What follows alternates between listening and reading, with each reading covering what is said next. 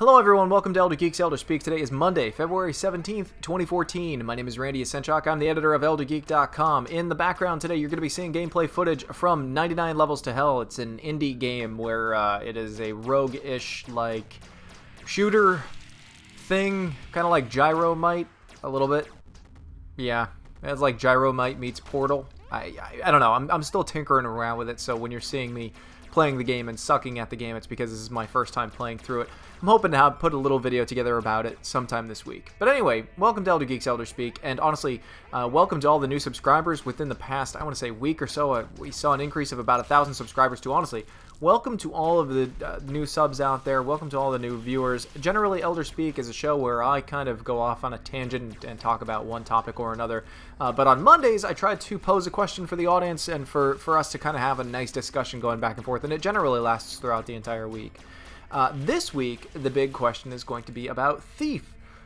What do you think the new Thief is going to be like? And I guess the more specific question is, how do you think it's going to be reviewed?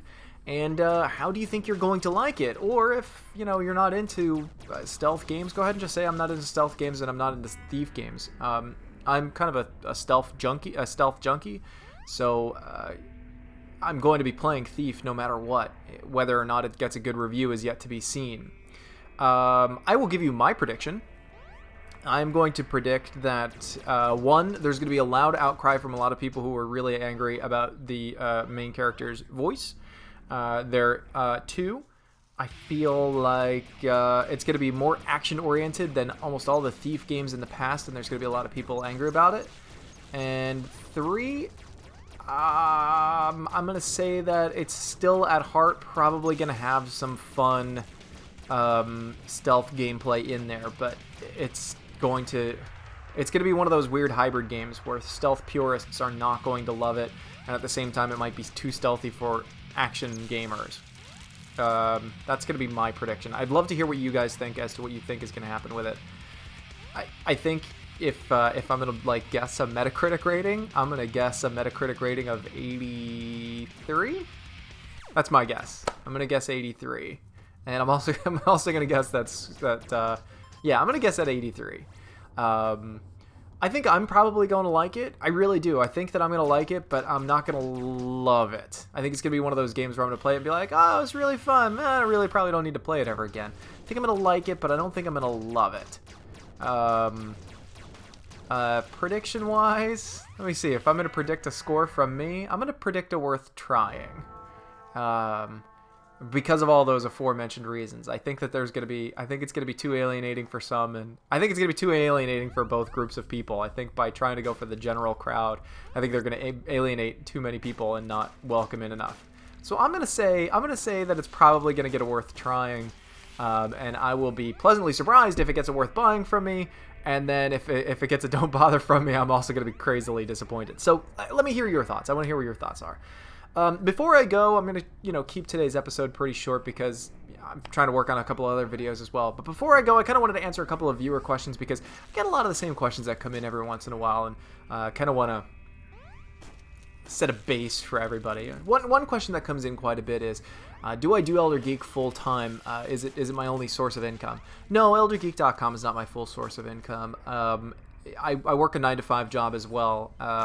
Elder Geek turns a profit, but not enough to pay bills. I mean, speaking with a lot of other, fellow people who do videos on YouTube and run websites, generally people can't break free from their 9-to-5s and live comfortably, meaning like pay for their car, their insurance, their heating, their rent or mortgage, paying for groceries, that kind of thing. Generally, they can't get that freedom until they're about that 100,000 mark, and I think that's even on the low side. So, nope, I don't work this full time. I have a 9-to-5 job. There would be no way I'd be able to do this full time with the way it's going. Like, I mean, aside from paying groceries and everything like that, I got to worry about feeding my family too. So it's not just one person I have to worry about. It's not like I can just tighten the belt a little bit and make some sacrifices to make it work. So you really got to be up there to kind of pull the YouTube channel full time. Now, that's not to say that I don't work on the channel full time. I work a 9-to-5 job. I work 40 hours a week. But at the same time, I probably put in 40 hours a week or sometimes even more into eldergeek.com between weekends and weeknights and everything like that. After my family goes to bed, I work on the channel quite a bit. So I hope that answers the first question.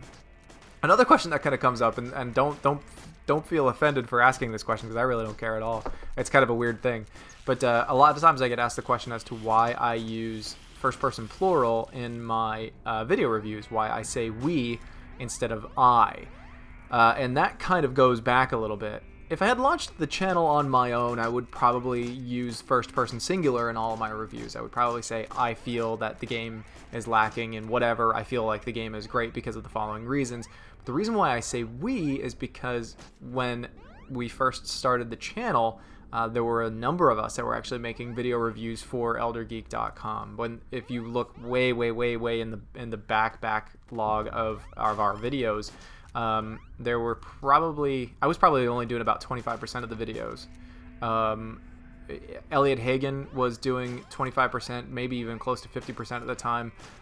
Mats Polska was doing about 25%, and then Patrick Feng was doing about 25% as well, and then I was chipping in mine. Now, the reason why we ended up doing we was because when we had started the site, no one was brave enough to do no one was brave enough to do the voiceovers, and I kind of did it just because nobody else was doing it. I didn't want to do it. I didn't want to do the voiceovers, so I kind of just stepped up to the plate and was like, all right, we need somebody to do the voiceovers, so I'll start doing it.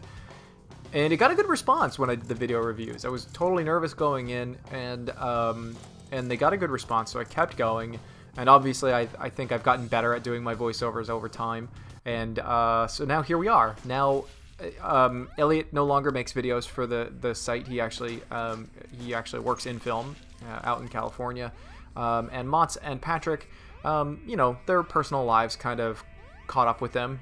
They were a little bit younger when they first started, helping out with eldergeek.com. So they still help with the site, but they don't make nearly as many videos. Now I would say that most of the videos are done that I do myself.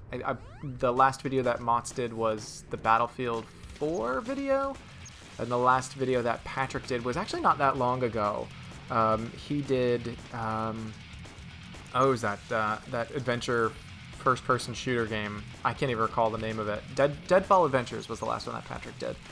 So I mean, you could look into the list, and it's been a little while, but the rest of them I do on my own. And it's also why, in those intro cards, when the video pops up and it says video preview or video review, I always have the video by, in the lower left. So you can always tell who did it, because I always try to put my name on there, and I always try to put that into the description as well. So that is why I say we in the video reviews. There are more than one of us. Granted, we don't all, do videos equally now, but now it's kind of a thing. If I were to suddenly change from we to I, would that be strange? I feel like it would be. And the Elder Speaks have always been like the place for me to be able to speak in first person and speak very freely. And then, of course, I always use first person as well in, or first person singular in the Get Off My Lawn series as soon as I get back to one of those. I do have the audio for one of those recorded, by the way. But anyway, that's that. I think that answers most of the questions that have been kind of coming across recently. Anyway, thanks again, everybody who have subscribed. I think I had said already, thanks to Angry Joe, and thanks to whoever was sharing the Banished and the Elder Scrolls Online previews, and because that got around everywhere, and it brought in a ton of new subscribers. And thank you, and welcome, and enjoy the community, and come on in and chat with us. So yeah. Thanks so much, everybody. That's it for today. I'm going to try to get up a video again tomorrow. And then don't forget, every Wednesday night I do my live streams. This Wednesday, I'm not sure what I'm going to be playing. A lot of people have been doing Titanfall. I might do another night of Banished. That's been kind of going pretty well. I enjoy playing that game. I've been playing it on hard in the mountains lately, which is like the hardest setting you can do it at. And my community is just scraping by. But yeah. Hey, everybody. Thanks again. Talk to you tomorrow.